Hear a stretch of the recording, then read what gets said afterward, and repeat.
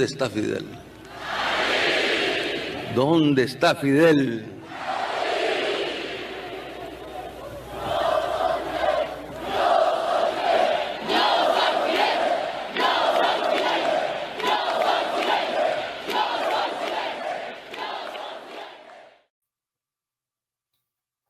Buenas noches, amigos y amigas, bienvenidos a la hora trasnochada.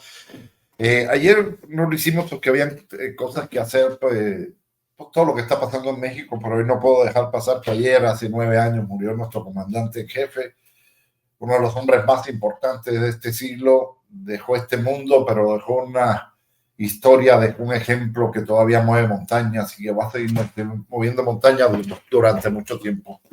Esas imágenes que ven fue en la despedida a Fidel, donde el pueblo entero se tiró a las calles para decirle adiós al comandante. Era mucho llanto en las calles, la gente lloraba mucho, todos los cubanos, la mayoría de los cubanos lloramos la muerte del comandante.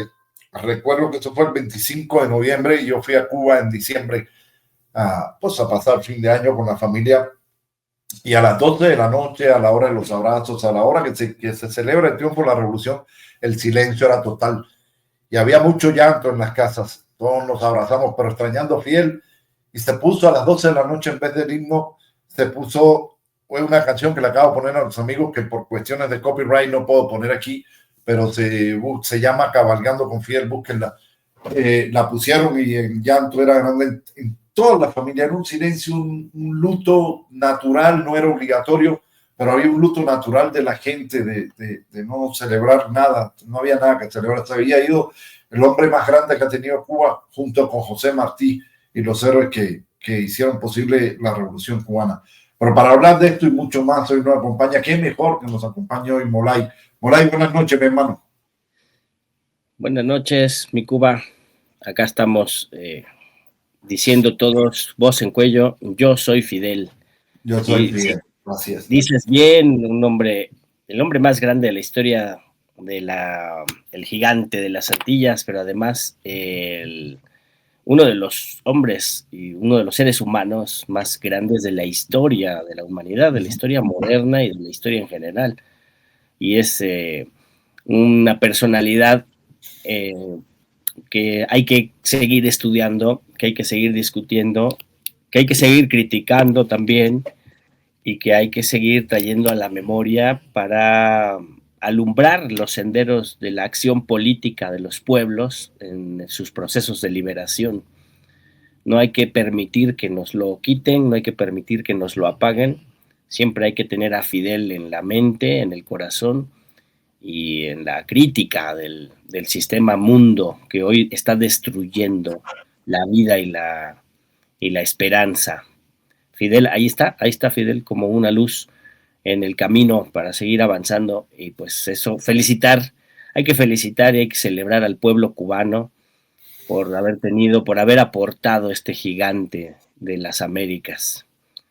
Pues eso, camarada, hoy celebramos ya 9 años de la disolución material de nuestro camarada Fidel Castro. Así es, fíjate que ese día estaba yo aquí en la casa de Molay y estaba viendo un canal de Cuba, lo veo mucho, mira que bella foto de mi comandante.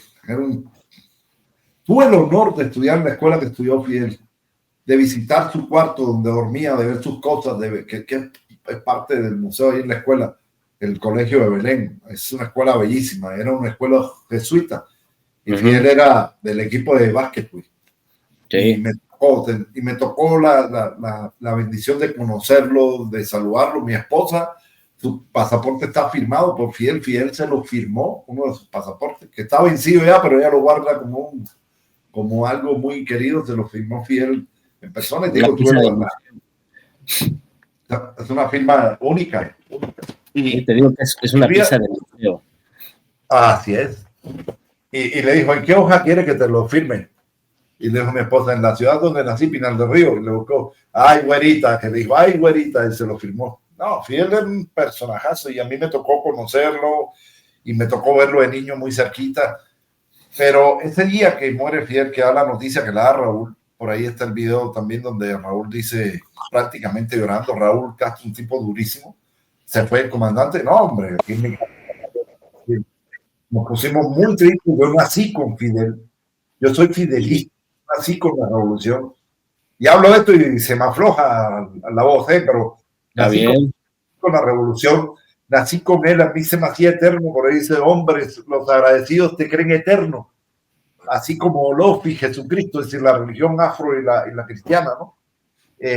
Siempre creímos que era eterno, que nunca se nos iba a ser Fidel, y ¿qué hacemos sin Fidel? Y por eso dice, todavía no me sueltes de tu mano, todavía no he aprendido a andar sin ti. Está cabrón, porque de verdad lo idealizamos tanto en el sentido de verlo como cuando hablaba el caballo, porque todos le decíamos el caballo, ahí viene el caballo, Fidel era el caballo, que tú decías, oye, si Fidel, y ahorita la gente dice, si estuviera Fidel hoy, no estaría Cuba así. Ya se lo hubiera puesto al pedo los gringos, fuera diferente, porque Fidel era un tipo entrón, era un tipo valiente. A Fidel lo tenían que parar en la guerrilla porque se paraba en la primera línea de combate. Así era. Hay una parte, un discurso donde él dice, la diferencia entre usted y yo, Ronald Reagan, es que yo estaré en la primera línea de combate, usted estará a miles de kilómetros. Esos son unos pinches huevos que no lo... Y lo estaba, porque en Playa Girón, ahí estaba, en la línea de combate con los combatientes que defendieron a nuestra patria, mi querido Monay. Sí, yo creo que este es uno de los momentos más oportunos para toda América Latina, no solo de recordar los aportes. Dame tantito, déjame contestar este que dice muy revolucionario, pero fuera de Cuba. ¿Quién? Mijo, pero me fui a los 32 años y fuimos revolucionarios dentro de Cuba y fui parte de la Fuerza Aérea Cubana y estuve en pedos con los gringos, sí. Pero como soy un ser humano, tengo el derecho a emigrar a donde me salgan mis santísimos huevos. Entonces, eso es lo importante, es que soy revolucionario fuera de Cuba, cuando muchos cubanos se van de Cuba y dejan de ser revolucionarios. Esa es la gran virtud de un revolucionario, que no lo cambia el capitalismo, ni lo cambia la riqueza, ni lo cambia nada. Esa es la virtud de un revolucionario. Mi querido amigo, si usted no lo es, pues no critica que sí lo es. No, pues claro que no lo es, porque no entiende, obviamente, una persona que escribe una estupidez de esas no entiende el concepto de internacionalismo. No le cabe, no entiende personajes como el Che Guevara, por ejemplo. No entiende personajes como Javier Mina, no entiende personalidades incluso como el mismísimo Trotsky, ¿no? O Rosa Luxemburgo, o el mismísimo Stalin, ¿no? Que son personas que lucharon por las revoluciones, no en sus países, sino en otros países, en otras latitudes. Y ahí lucharon por la revolución, porque la revolución es un proceso de la humanidad, no es un proceso, digamos, como decía Carlos Marx, por su forma es nacional, por la condición de los estados nacionales, pero en su contenido es internacional, es global. Entonces, donde quiera que estés, tú tienes que luchar por la revolución.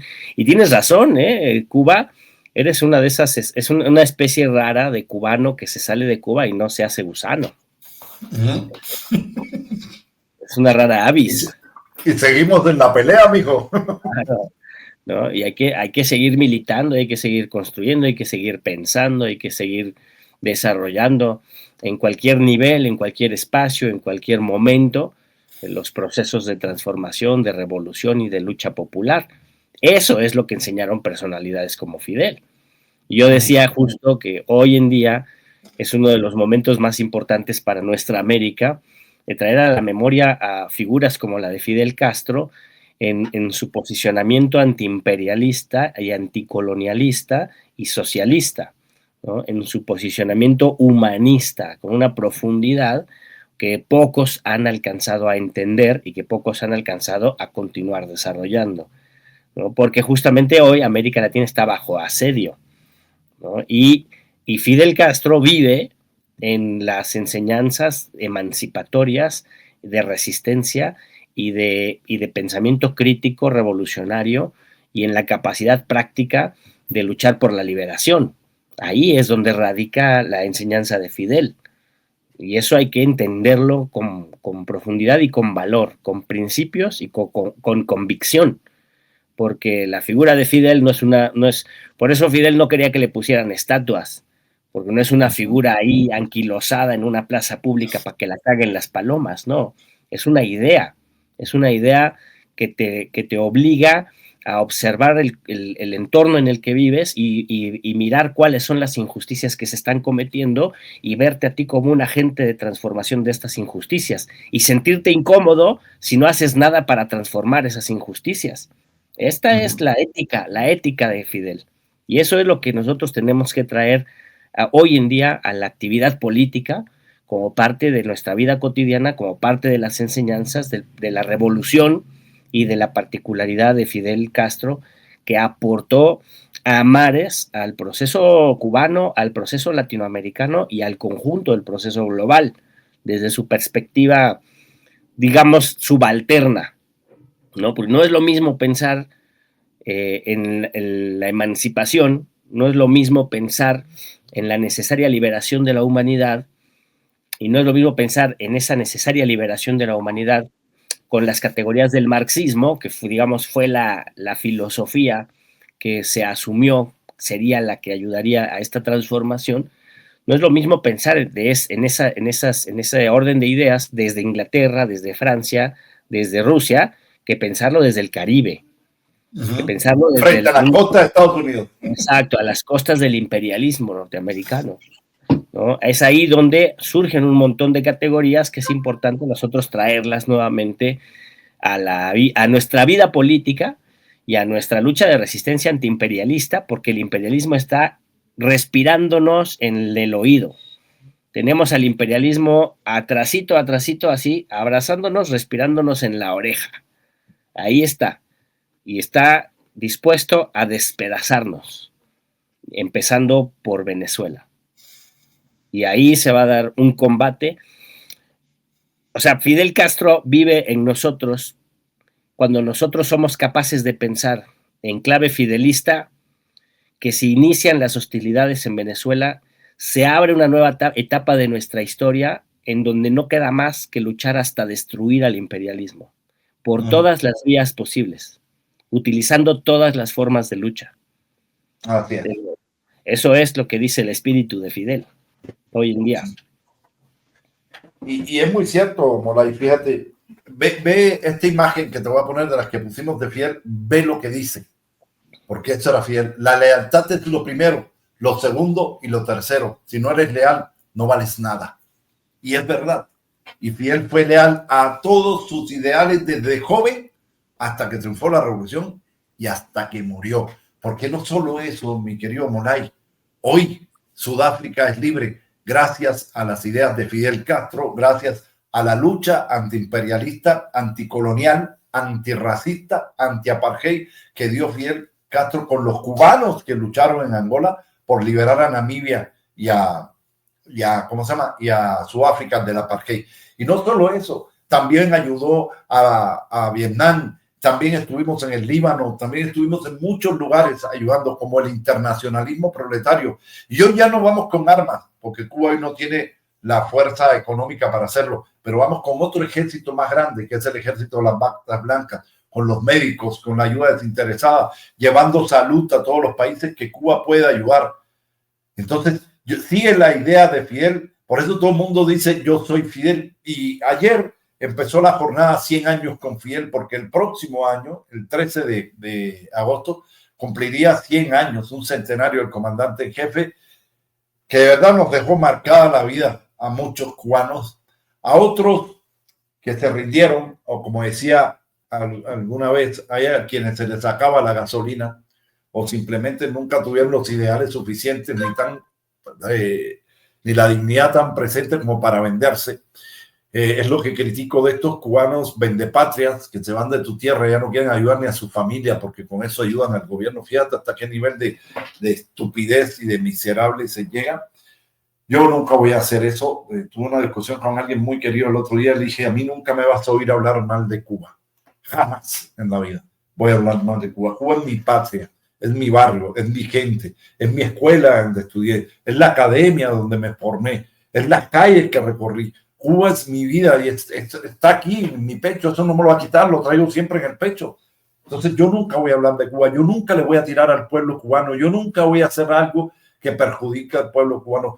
Voy a hacer todo lo posible porque Cuba le vaya bien y ayudar lo que se pueda. Y les quiero decir, el lunes vamos a depositar lo que ya se juntó a los compañeros de la embajada para que compren las medicinas antes que se acabe el mes. Ya no se juntó más, eso le vamos a enviar, 8.500 pesos juntamos, eso se los vamos a enviar. Es una ayuda de verdad brutal para un canal tan pequeño como nosotros, pero es el esfuerzo de todos los compañeros, de todos los amigos, a los que abrazo en este momento que conmemoramos la muerte de Fidel.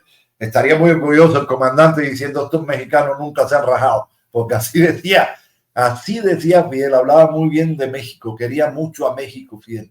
Mucho, mucho a México. Por eso dolió tanto aquella tradición de comer si te vas, con la chamaqueada que le dio Fidel al pendejo de Fox.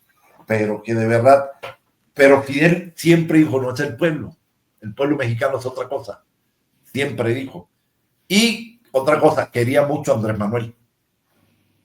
Fidel llegó a decir: el único que puede cambiar la historia de México se llama Andrés Manuel López Obrador. Esto lo dijo Fidel en un discurso en La Habana, mi querido Moray. Y qué razón tenía, ¿eh?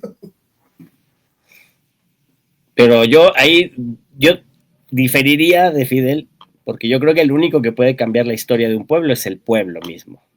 Sí, pero te digo, confía. Los dirigentes, ¿no? Los líderes, los dirigentes, los representantes, son producto de ese pueblo. Fidel Castro es producto del pueblo cubano, ¿no? El pueblo cubano se liberó en su lucha popular utilizando la huelga, el sabotaje, la guerrilla, la manifestación política, a través de sus movimientos sociales y populares y a través del liderazgo y la representación de los dirigentes revolucionarios, dentro de los cuales destacó Fidel. Y México se transformó porque el pueblo empujó a Andrés Manuel López Obrador. Pero sí, proféticas las palabras de Fidel. Y esa es la acción profética de un revolucionario, ¿no? El decir, poder anticipar los hechos de la historia, no porque tengas una bolita de cristal o no porque te hable el Espíritu Santo en línea directa con el cielo, no, esas son mamadas mágicas, no, sino porque tienes una capacidad de síntesis, una capacidad de análisis y herramientas conceptuales que te permiten entender la realidad y ver cuáles son sus tendencias y cuáles son sus inercias y poder anticipar a los sucesos históricos, ¿no? Y el Fidel era un hombre así, un profeta, ¿no? Un hombre que tenía, fíjate, voy a utilizar dos categorías muy de la teología, ¿no? Era un profeta que profesaba también el reino de la justicia, profesaba la necesidad de la justicia, ¿no? Subordinaba en su discurso todas las herramientas políticas, todas las, ¿cómo se llamará esto? Todas las dinámicas de la lucha, la subordinaba a la concreción del hecho de la justicia, ¿no? Esa es una conducta profética, pero también sintetizaba una figura mesiánica, ¿no? Fidel Castro era una figura mesiánica con un montón de simbolismos que encajaban con una subjetividad teológica del pueblo latinoamericano y del pueblo cubano en particular, ¿no? Era una especie de Jesucristo, Fidel Castro, para el pueblo cubano, ¿no? Y eso lo hacía invencible frente a cualquier otra figura política y frente al ataque del imperialismo, ¿no? Y hace unos años, pocos años, entrevisté a un teólogo de la liberación y fuera de la entrevista, él me decía: hoy lo que necesitamos son profetas, ¿no? Necesitamos profetas. Y yo le decía, como para no errarme yo en mi pensamiento, le pregunté: ¿profetas en qué sentido? Y me dijo: profetas en el sentido de hombres, mujeres que griten, que clamen por la justicia y que estén dispuestos a dar la vida por la justicia, ¿no? Que que no hagan cálculos políticos, que no hagan, ¿no? Que no se reduzcan, ¿no? a la realidad contingente, sino que estén dispuestos a perder la vida por transformar esa realidad que es contingente y que es cambiante. Y esa es una conducta profética, ¿no? Desde esa concepción del mundo. Y en Fidel tenemos justamente un ejemplo de ese profetismo, ¿no? En Fidel, en el Che, en Lenin, ¿no? en Carlos Marx, ¿no? en Zapata, en Villa, en Flores Magón, ¿no? en Carmen Cerdán, en Leona Vicario, ¿no? Son personalidades proféticas. Si me apuras un poco, en Andrés Manuel, en Claudia, ¿no? Figuras que están avisando del mundo que debe venir, ¿no? ¿Qué dijo Claudia Sheinbaum en su reunión con el G20? Necesitamos paz, reforestación, armonía, planificación, control de la economía, redistribución. Ese es el profetismo que hoy requiere nuestro mundo, ¿no? Y ahí estaba en Fidel, en una figura excepcional, ¿no? Yo creo que esos son dos valores interesantes, importantes, de un liderazgo irrepetible, pero que nos hereda un montón de cosas. Y yo creo que hay que leer a Fidel, hay que conocer su historia, conocer su vida, y sin caer en ultraizquierdismos, porque luego esa es la otra, ¿no? Sí, sí. La otra vertiente, ¿no? Sin caer en ultraizquierdismos, reivindicar sus enseñanzas, ¿no? Porque Fidel Castro fue guerrillero, fue líder revolucionario, no dudó en tomar las armas para derrocar un régimen dictatorial, pero no era ultraizquierdista. A la ultraizquierda la frenaba, porque era un hombre que también medía muy bien la correlación de fuerzas y medía muy bien qué pasos se podía dar y qué pasos no se podía dar, ¿no? Y qué pasos te arriesgaban, pero tenías que darlos a fuerza, como declarar socialista la revolución, por ejemplo. En 61. Que fue algo, con 2 años de revolución.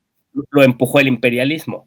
Así es. ¿No? Fíjate que hubiera sido muy interesante, ahora que dice el pueblo, si estuviera Fidel con nosotros no estaríamos así. Pues yo no lo sé, yo creo que igual el imperialismo es hijo de puta y te aplasta con esté quien esté. Pero lo que sí sé es que si en el 61, en el 60-61, hubieran permitido el desarrollo autónomo de Cuba, hubiéramos tenido un experimento muy propio, muy original, de una sociedad libre, socialista, independiente, pero sin las, digamos, sin las herencias autoritarias, totalitarias que ya tenía la Unión Soviética, que estaba ya muy agotada en su momento, ¿no? O sea, la Unión Soviética estaba ya muy burocratizada, ¿no? Que yo apostaría porque siguiera existiendo la Unión Soviética. Yo no ataco a la Unión Soviética, pero la critico. Y para los años 60 ya era un proceso burocrático muy anquilosado, ¿no? Ya la revolución, los principios, los valores, ¿no? La mística socialista ya se había perdido, ¿no? Eran unos pinches burócratas grises, cuentachiles, los cabrones, ¿no? Y agarraron a Cuba como una extensión de su geopolítica y de sus intereses, ¿no? Y como el imperialismo se le dejó ir encima a Cuba, pues Cuba tuvo que defenderse de alguna manera y entró en relación con la Unión Soviética. Entonces el socialismo cubano, en lugar de ser un socialismo guevarista, fidelista, caribeño, martiano, caribeño, exacto, original, tuvo que ser marxista-leninista en clave Unión Soviética, y eso yo creo que le hizo mucho daño a la revolución. Le sirvió mucho, o sea, no hay que menospreciarlo, le sirvió, la defendió, la apoyó y la hizo otro proyecto original sui generis muy interesante también, ¿no? Pero creo que su originalidad y su capacidad de demostrar que un pueblo puede construir su propia historia, se le vio frenada por el asedio imperialista, ¿no? Es que no se aclimató al Caribe eso, güey. Claro, ¿no? Y luego tienes el asedio imperialista actual, ¿no? O sea, ya la Unión Soviética ya no existe, Cuba tiene todas las condiciones de desarrollar su originalidad, pero tienes al imperialismo bloqueando, asediando, quitándote toda posibilidad de desarrollarte económicamente, y eso también le rompe la madre a los procesos de los países, ¿no? Entonces, el peor enemigo y el mayor peligro de la humanidad en este momento más que nunca es Estados Unidos de Norteamérica y su régimen dictatorial de mierda y esa dictadura global imperialista, que sí es la dictadura del gran capital que somete a todos los pueblos del mundo y sobre todo a los pueblos de América Latina y sobre todo al pueblo cubano, que es el pueblo más valiente del planeta, ¿no? Es el récord Guinness del valor, se lo tiene que llevar el pueblo de Cuba en este momento, no cabe la menor duda. Y la figura de Fidel es la figura que cohesiona al pueblo de Cuba alrededor de su proceso revolucionario todavía, a pesar de las dificultades. Oye, Moray, y hablando de todo esto, de lo que acabas de decir, para irnos cambiando de tema, fíjate que esto que tú dices del asedio del imperialismo, lo estamos viendo hoy en los bloqueos, en esta lucha de, como dijiste hoy, me gustó mucho como dijiste ahorita antes de entrar al programa detrás de cámara, de güeritos con camisas de buena marca, chamarras y sombreros caros, con tractores de más de 1,5 millones de pesos, con trailers de 4 o 5 millones de pesos, con trocas de 2 o 3 millones de pesos, ¿sí? Con las manos sin un callo, no son manos con las uñas trabajadas, con un buen manicure, ¿sí? Y otros que han sido unos vividores siempre de la izquierda, que también está, como el de aquí de Chihuahua, Yaco, que estuvo en el Barzón, fue dirigente del Barzón, fue el jefe del Barzón aquí en Chihuahua, y miren lo que se ha convertido. Y todos los negocios que tiene, los de Barón, y toda esta raza que está presionando al gobierno por la ley del agua y por los transportistas y por el apoyo al campo. Hoy estaba viendo un análisis de alguien que decía, bueno, y ellos mismos lo dicen, fíjate hasta dónde está llegando la estupidez. Dicen, bueno, nos pagan 4 pesos el kilo de maíz y la tortilla está 20. Bueno, mijo, ¿contra quién tiene que ser tu batalla? ¿Contra el gobierno o contra las harineras? Ve y Sierra Minsa, ve y Sierra Maseca, ve contra ellos que son los que te están pagando para la chingada tu maíz. Ah, no, van contra el gobierno. ¿Por qué? Y ahí está la respuesta, Molay. La respuesta es político. Y atrás está, ¿quién está? La CIA. Detrás de eso está Estados Unidos, el PAN, el PRI, lo que queda del PRD y Movimiento Ciudadano. Esto es todo político, porque el gobierno no compra el maíz. El gobierno no es comprador de maíz. Quieren que el gobierno apoye. Se puede. Y ya se está apoyando a los pequeños productores. A los grandes, no, porque tienen suficiente capital para aguantar los madrazos. Pero si no te están comprando tu maíz, ¿quién es el culpable? ¿El gobierno o la empresa que es igual que tú de ratera? Sí, porque todos estos que están ahí son intermediarios, Moray, ¿eh? Son especuladores. Todos esos son especuladores. Ahí no he visto un solo, y la gente ya se está dando cuenta, ya la gente se le está poniendo al pedo en los cierres, excepto en las carreteras. Y esto va a terminar con violencia, pero de la gente encabronada contra ellos, ¿eh? Porque ellos están comiendo carnitas, han puesto las imágenes donde están haciendo carnitas. Es un día de campo para ellos. Mientras hay mujeres, niños y ambulancia y gente que no han ido a sus quimioterapias y gente que han llegado tarde, varados ahí más de 24 horas. Entonces, están perdiendo la fuerza política, se están desmadrando, pero su objetivo no es luchar por ese precio del maíz, es golpetear al gobierno de México, ¿sí? Cuando tienen la solución de ir y tomarle las instalaciones a Minsa y a Maseca. ¿Por qué no hacen eso? Yo creo que sería una lucha que hasta, yo la apoyaría, la neta, pero no van por ahí, mi querido Molay.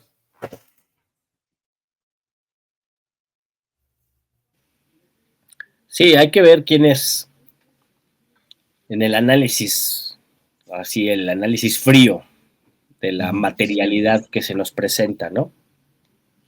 No sé si me escuchen bien porque como que se traba un poco. No, está bien, está perfecto. ¿Qué intereses económicos, qué intereses materiales están detrás de los que están ahí con sus tractores millonarios en las carreteras?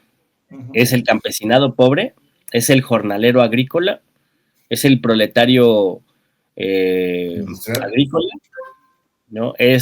Son los hombres y mujeres, las familias enteras que bajan de la montaña de Guerrero y se van a San Quintín a hacer el trabajo pesado de hacer la cosecha. No, son hombres blancos y adinerados, son oligarcas, son terratenientes, son latifundistas. A ellos en el siglo XX, a principios del siglo XX, se les llamaba latifundistas. Y aquí hubo una revolución que en el sur del país, en algunas partes del sur, en algunas partes del norte, se les fusiló a los latifundistas y se les repartió la tierra a los campesinos pobres. Eso es lo que deberíamos hacer. Una revolución, eso es lo que hace. Y así podríamos nosotros poner los precios de los productos. El Estado podría poner los precios de los productos y comprarle directamente a los productores el producto, ¿no? La cosecha, el café, el maíz, el frijol, los quelites, ¿no? Se podrían comprar a precios directos, sin intermediarios, sin terratenientes, sin nadie que se enriquezca de manera injusta por coyotear el producto de los campesinos. Entonces, la revolución, eso fue lo que hizo. ¿Eso es lo que quieren, entonces? ¿No? Los que están diciendo que no se les compra a un precio justo el producto, pues vamos a guillotinar a los terratenientes, a los agroindustriales, y a quitarles todo lo que se han robado, porque se roban la tierra y se roban el agua de muchas comunidades, el agua de muchos pueblos. Pero entonces eso es lo que no se atreven a decir, que ellos son los monopolistas, los que están, ¿cómo se llama esta palabra? Agandallándose, ¿no? Cooptando toda el agua, ¿no? Y la tierra. Y el documento que los defiende es un papelito que les hizo el papá que los heredó, el terrateniente porfiriano que los heredó, o en su caso, las comunidades indígenas a las que les han quitado sus tierras, como el caso de los Levarón, que son una familia que cuidado con ellos, porque los Levarón son una infiltración imperialista en territorio nacional. Los Levarón son gringos, los Levarón son ciudadanos gringos, y sus intereses están con Estados Unidos, no con México. Los Levarón son como una avanzada como los tejanos en su tiempo. Los Levarón son ese tipo de ciudadanos como los tejanos que van y se meten y al ratito ya se declaran independientes y se van quieren que todo el territorio pase para ser gringo. Y esos son los Levarón. Sí, los primeros, en el sexenio de Andrés Manuel López Obrador, los primeros que pidieron la intervención militar de Estados Unidos fueron ellos, los Levarón. Esa idea surgió de ahí. Y mucha gente los odia porque se han robado el agua, porque acaparan el agua de los pueblos, de las comunidades, porque compran barata la tierra, amenazan a los pueblos, asesinan a las personas, aterrorizan a las comunidades, las obligan a irse y luego compran la tierra barata. ¿Sí? Así es como se han hecho de sus riquezas los terratenientes y latifundistas que están marchando porque obviamente se identifican bajo las banderas del PRI y las banderas del PAN, ¿no? Algunos del viejo PRD, ¿no? Algunos que vienen de esa vieja historia del Barzón, que los del Barzón no eran explotados y oprimidos, mi querido. No, tampoco. No. El Barzón fue un movimiento de resistencia de clases medias que fueron, ¿cómo se dice? Fueron vilipendiados con la crisis del 95. Fueron defraudadas por la banca, ¿no? Y muchos de ellos eran terratenientes, agrícolas, ¿no? Y el gobierno les daba sus tractores y ellos quedaban contentos con eso, ¿no? Y algunos se acercaron al PRD porque eran al final un movimiento que estuvo en oposición al PRI, ¿no? Pero no eran ni progresistas, ni socialistas, ni demócratas, ni se mezclaban con el pueblo, ¿no? Entonces ahora están, ¿por qué se están movilizando? Están en contra de la ley del agua actual, de la reforma a la ley del agua, que lo que plantea es regular el agua como un bien de la nación, como un derecho humano al que tienen que acceder todas las personas y no como una mercancía que pueda ser acaparado por los hombres más ricos del país. Eso es lo que propone la ley del agua. A eso se resisten, ¿no? Se resisten porque ellos quieren seguir especulando con el agua, porque ellos quieren seguir acaparando el agua, porque ellos quieren seguir siendo los privilegiados acaparadores del agua que violan sistemáticamente los derechos humanos de los pueblos, de las comunidades y del conjunto de la población. Y lo que está haciendo nuestro gobierno de transformación, y Claudia Sheinbaum ha sido muy firme ahí, diciendo lo que estamos haciendo es continuar la transformación. Y el objetivo fundamental de esta reforma es que el agua sea un derecho humano, que el agua se le garantice a todos los seres humanos, pero no nada más eso, sino que nos propongamos un esquema de reconstrucción a futuro de la sustentabilidad y la sostenibilidad del agua a nivel de todo el país y a nivel de todo el planeta, ¿eh? Porque el agua no es un problema de México, el agua es un problema planetario y es un problema de vida y muerte. Y entonces el hecho de que un Estado nacional, que le diría yo en términos hegelianos, una comunidad política representada por su Estado, asuma su responsabilidad con respecto al uso, la utilidad y el cuidado del agua, es estratégico, es profundamente revolucionario, es profundamente antiimperialista. Y humanista. ¿No? Y humanista, por lo tanto, ¿sí? Aunque no sale con la bandera roja de la hoz y el martillo y declara la revolución proletaria mundial, no, declara el derecho mundial, el derecho humano al agua y la necesidad de que el Estado proteja el agua. Y parte del plan hídrico que empuja esta ley es recuperar los grandes ríos de la nación, descontaminar los grandes ríos y recuperar los afluentes de agua de la nación, que son de interés público y que no deben estar controlados por ningún pinche terrateniente vendepatrias hijo de puta, como los Levarón y todos los pendejos que se están movilizando ahorita, manipulados por el PRIAN, que además eso los acerca más a posiciones traidoras a la patria, porque el PRIAN hoy en día no es otra cosa que una punta de pandilleros traidores a la patria, no tienen más, ¿no? Y hay alguien que se moviliza activados por el PRI, por el PAN o por el PRD, es un traidor a la patria o un pendejo, y eso lo hace traidor a la patria 2 veces. Como los niños pendejos que se movieron el 15 de noviembre, o los niños pendejos que se movieron el 20 de noviembre, que es que con la provocación Z, pues todos ellos son unos traidores a la patria de mierda, y no merecen respeto alguno, porque están movilizándose bajo las banderas de los que hoy quieren destruir al país. Ahí están en Estados Unidos ya, se fueron a hacer su berrinche, hicieron su espectáculo ridículo, patético, ¿no? Acusando a México en Estados Unidos de que aquí se están violando los derechos humanos. Lo que es en el país que más los viola, en el país que más los viola.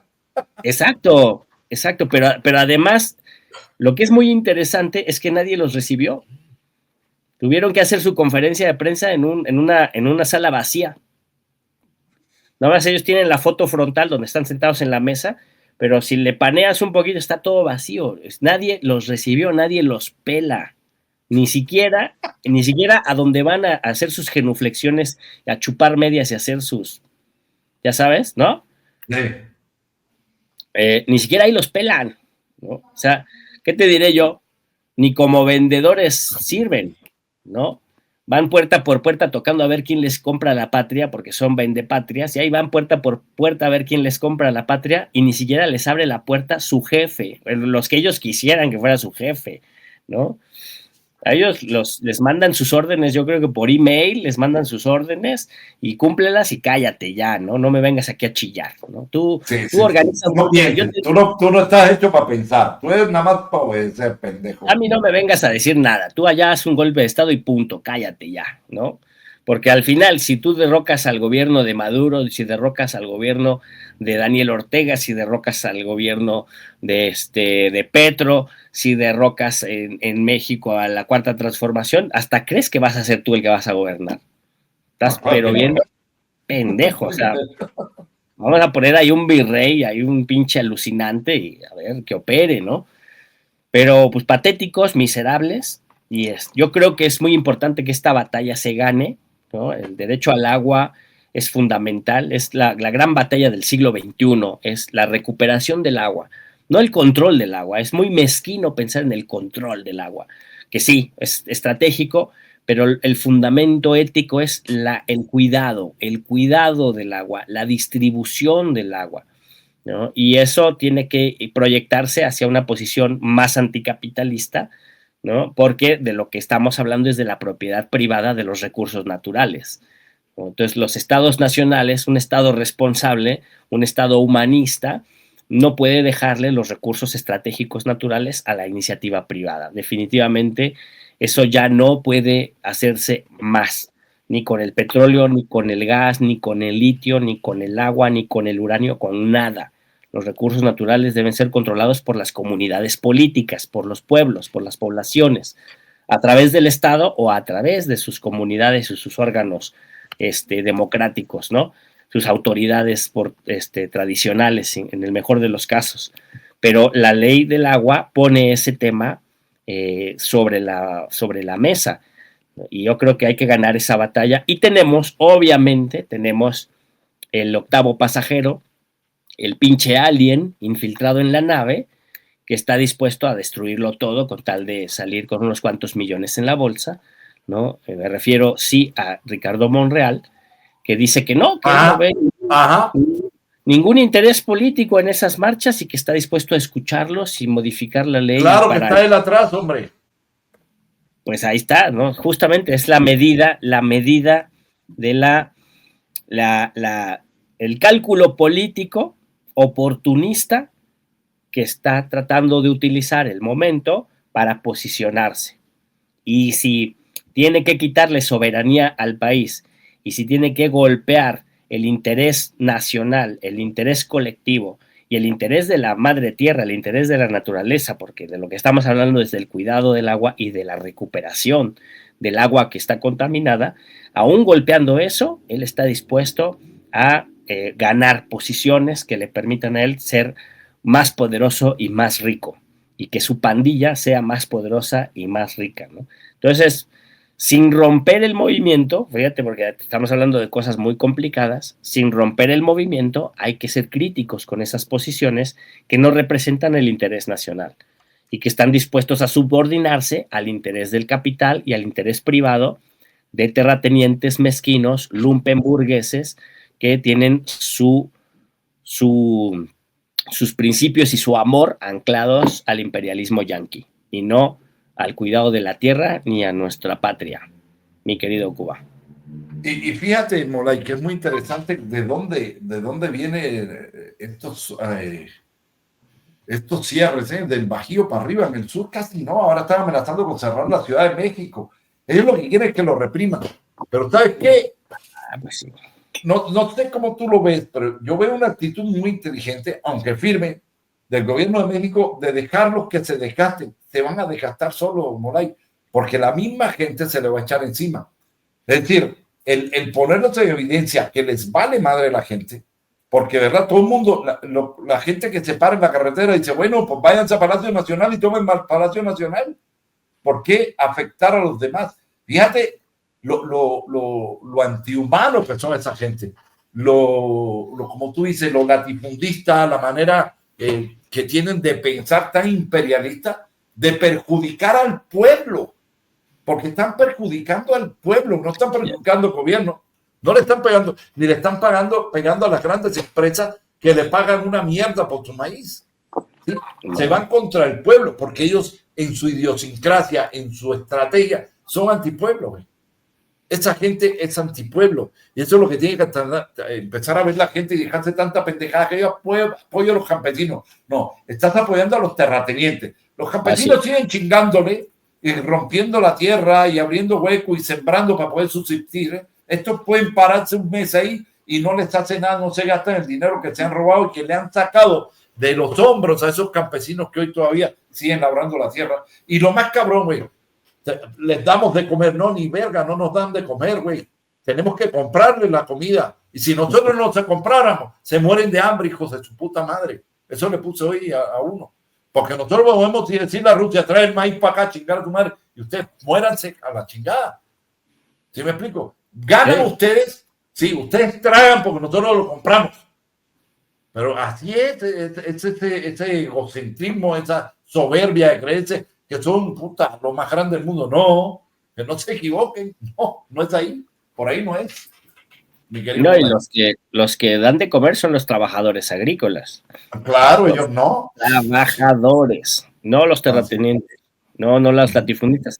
Es el mismo discurso de Javier Milei, de que los empresarios son benefactores sociales. Los empresarios son héroes sociales.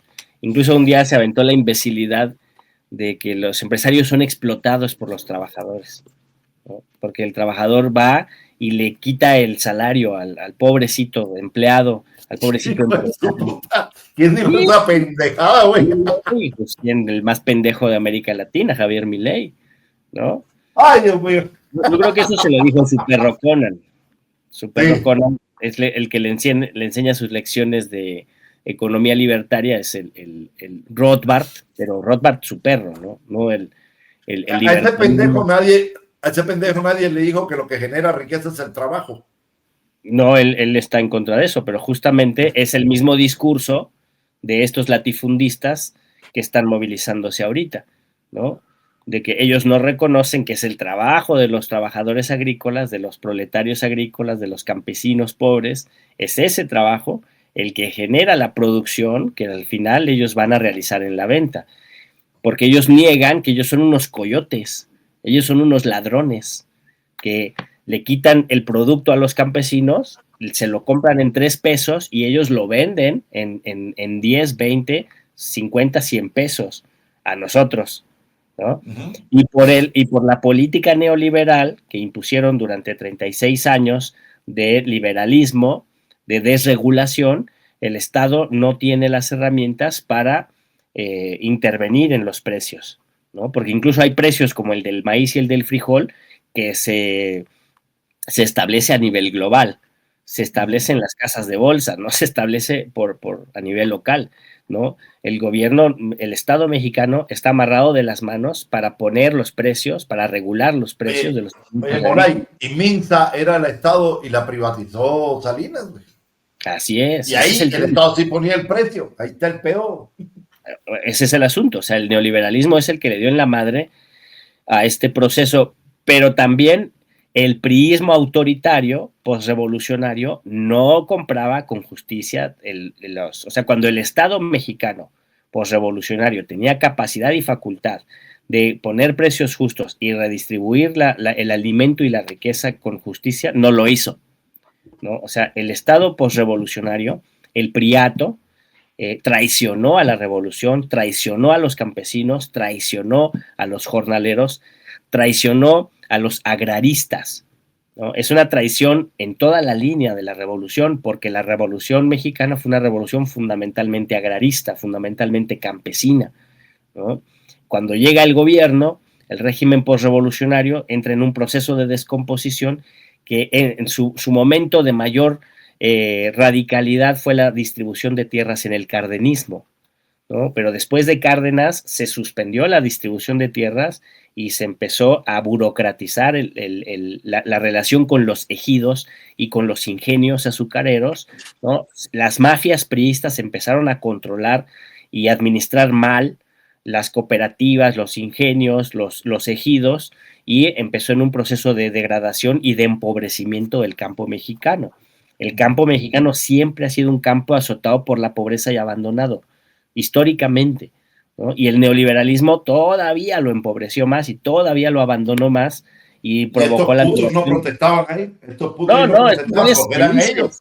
Pues fue cuando hicieron sus fortunas, justamente. O sea, el neoliberalismo le dio entrada a estos terratenientes otra vez en una dinámica neoporfirista. Lo decía muy bien Andrés Manuel López Obrador. O sea, la descomposición y la destrucción del Estado posrevolucionario permitió lógicas de propiedad y de acumulación de tierra y de recursos naturales propias de épocas porfirianas, que dio como producto a los grandes terratenientes actuales, pero permitió la existencia de los viejos terratenientes, Por ejemplo, tienes a la familia Krill.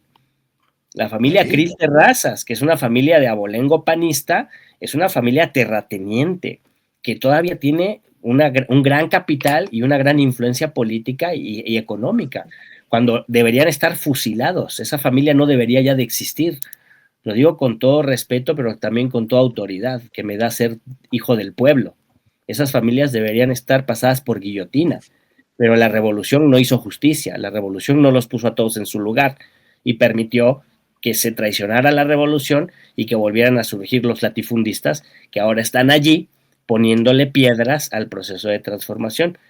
Pero yo creo que como la presidenta Claudia representa una gran mayoría nacional y en el Congreso tenemos una gran mayoría que le dio el pueblo justamente para hacer estas transformaciones al movimiento, esa ley tiene que pasar y el agua tiene que ser propiedad de los mexicanos y tiene que ser un recurso que garantice el derecho humano al agua, pero que además entremos en un proceso de recuperación de nuestros mantos acuíferos, de recuperación de nuestros ríos, de recuperación de nuestros lagos y de establecer una nueva relación con la naturaleza a partir de la intervención responsable del Estado. Yo creo que a eso vamos y eso es lo que hay que apoyar. Y al que se ponga enfrente hay que romperle su madre, hay que romperle el hocico. Pacíficamente, democráticamente, políticamente, simbólicamente, pero hay que romperle toda su puta madre. Así es. Pues fíjate que sí me gustaría seguir platicando contigo después de este, no sé cuándo tengas tiempo en lo que queda de semana, mañana estoy con Miguel, pero yo creo que sería bueno el viernes seguir con este tema, Molay, que estamos Manu y yo, creo, solo nada más, y seguir con este tema si tú tienes chance, si no tienes ocupaciones, no sé qué te parece. Porque sí se va a calentar más este pedo, ¿eh? Se va a calentar más. Ellos van a querer tensar más la liga y yo creo que el gobierno de México ya va a empezar a poner algunos trabas más. Hay que mantenerse firme en lo que se quiere, hay que mantenerse firme que esta ley va. Si se le puede hacer algún ajuste que sea correcto, que sea justo, pero que no cambie su esencia, ¿eh? El agua es un derecho inalienable de la humanidad. Y eso lo tiene el juego. Y no puede ser privatizada en ninguna medida. Por eso se llaman concesiones. Y la utilizas para el campo, no te cobro. Si la utilizas para lucrar, te cobro. Y si te sobra, la repartes. ¿Te sobra? Exactamente. Se la das a la gente. Si te sobra el agua. Mira el nuevo tanto.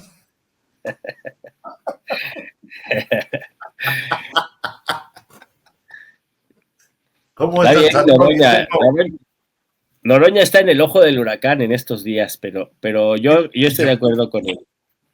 Sí, pero que se mete en momentos difíciles, güey. Noroña está lo que pasa es que él está previniendo que el ataque de la derecha viene así a utilizar esta bandera de la victimización, ¿no? Todo el capital político que tiene ahorita la señora viuda de Carlos Manso, Grecia, ¿qué es? ¿Es Grecia? Me acuerdo. Bueno, esta compañera tiene un capital político a partir de la tragedia. Eso ya, en sí mismo, eso ya es bastante turbio, ¿no? En la mañana la presidenta decía que lo primero es que hay que respetar que la compañera, la señora, no está pasando por un buen momento, ¿no? Y tiene toda la razón, ¿no? Entonces, ¿para qué chingados se mete a ser presidenta municipal? ¿No? O sea, si no estás pasando por un buen momento... Quirós es el apellido, Grecia Quirós. Grecia Quirós.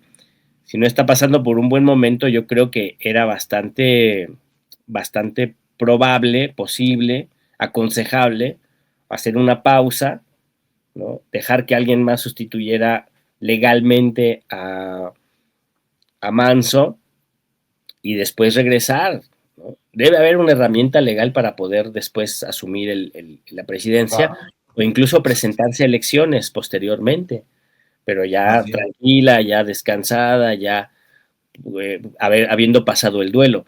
No me digas que le va a permitir pasar el duelo ser presidenta municipal de un municipio en Michoacán que está totalmente...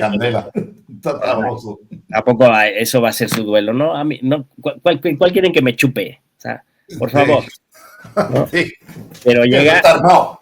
llega con ese capital político, se deja apapachar por la ultraderecha, ¿no? Que en este momento en este país no hay oposición de derecha, no existe hoy una derecha racional, no la tenemos. Tenemos la ultraderecha, la derecha cínica que decía Andrés Manuel López Obrador, que ha apapachado a esta compañera, a esta señora, a esta ciudadana, y la ha hecho caer en discursos así, de ultraderecha, ¿no?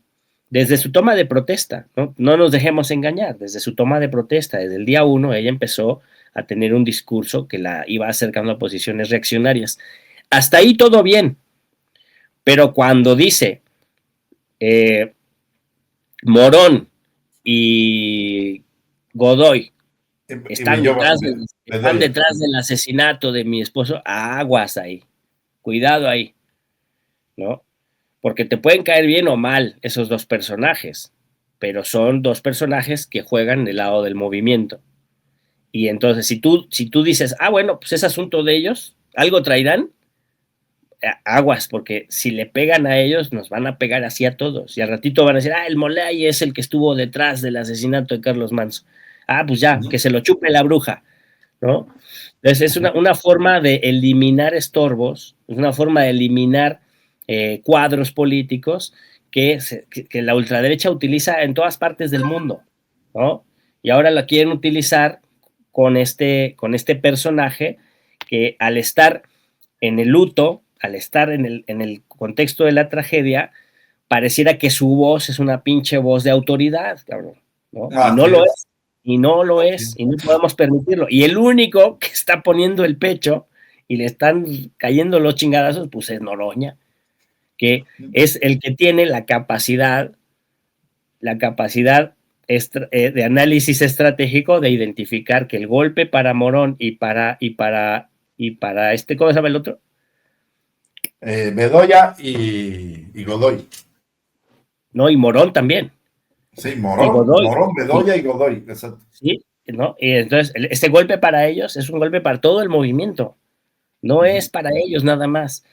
Cuando en un escenario en el que las indagatorias oficiales van por otro camino, apuntan en otra dirección, ¿no? Entonces, tal vez lo hace de manera muy dura, porque además lo hizo en la tribuna del Senado, pero yo creo que es oportuno.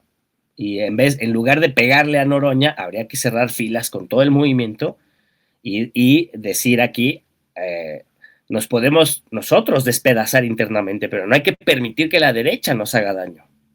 No hay que perseguir y señalar a compañeros que señale la derecha, ¿no? Eso no lo podemos permitir, porque eso es lo que nos va a empezar a nosotros a minar la confianza y a minar la unidad, que es fundamental.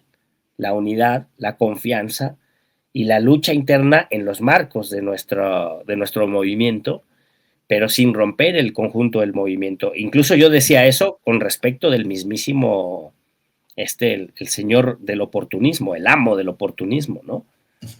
Cuate Monreal. O sea, hay que criticar, pero tampoco romper, ¿no? Y hay que luchar internamente, construir mayorías, dar el debate, articularnos como movimiento y no cederle ni un ápice a la derecha. Y el que está poniendo eso de manifiesto, pues es Fernández Noroña, ¿no? Le va a costar, va a tener un costo político, pero creo que la visión estratégica es mucho más amplia, asumiendo ese costo político ahorita para no permitir que en el futuro estemos debilitados y nos estén diciendo, él es fulano, él hizo tal, él, ¿no? Ya cualquiera que se le muera un familiar va a tener autoridad para decir, hay que quitar a la presidenta porque no sirvió de nada. Fíjate tú, y el voto del pueblo no lo pelamos. Y que va a salir que los criminales son los mismos del PRIAN, ¿eh? Ya para ahí lo que aprovechó la derecha es sentimentalizar la política. Y esto es una pendejada. Y mucha gente está cayendo en ese juego. Mataron al pobre Manso. Lo mataron. No sabemos todavía todo lo que está atrás de eso. Eso está muy raro. Ya se dan cuenta que al chavo que lo asesinó no lo mataron, lo ejecutaron. Porque lo mataron después de que estaba detenido con un balazo en la nuca. Fíjate tú, con un balazo en la nuca con la misma pistola que mató a Manso. Entonces, aguas, que eso trae, eso huele a caca, sabe a caca y parece caca, ahí eso está enredado. Y Sí. cuando se desenrede, por eso la tiraron a ella con la guagua andando a culpar a otros, porque cuando salga todo esto, fíjate, ellos van a decir, no, no es cierto, no lo mató ese chavo, lo mató Morón. Ahí está Morón y le dio un balazo en la cabeza. Así van a hacer. No, van a decir, fue Noroña. Así es. Y van a, Esta es la derecha. Van a sacar su video de IA, su video de inteligencia artificial, donde ahí se ve Noroña, ¿no? Noroña que no dispara una pistola en su vida, yo creo. O sea, no hay que dejarnos engañar, hay que estar muy atentos porque el golpismo y el intervencionismo se aprovechan del odio y de la mentira y de la desprevención de las mentalidades, ¿no? Estudiar mucho, organizarnos mucho y siempre estar dispuestos a la movilización política, como el 6 de diciembre que vamos a estar ahí en la Marcha del Tigre. Así es. Gracias, mi cuñado. Me comentas, mi hermano, si puedes estar el viernes. Para echarla a platicar. Tú me dices ahí lo que tú hagas tu agenda y eso, cómo anda, porque ya sé que eres una persona ocupada, amigo. Ahí vamos, ya sabes. Un abrazo a la distancia. Nos cambiamos, voy a maquillaje ahora, cambiarme porque entramos a la hora aeronáutica. Ahí vamos. Dale. Ahora, pues, Marvel. Abrazos. Vámonos, pues. Bye. Cuídese.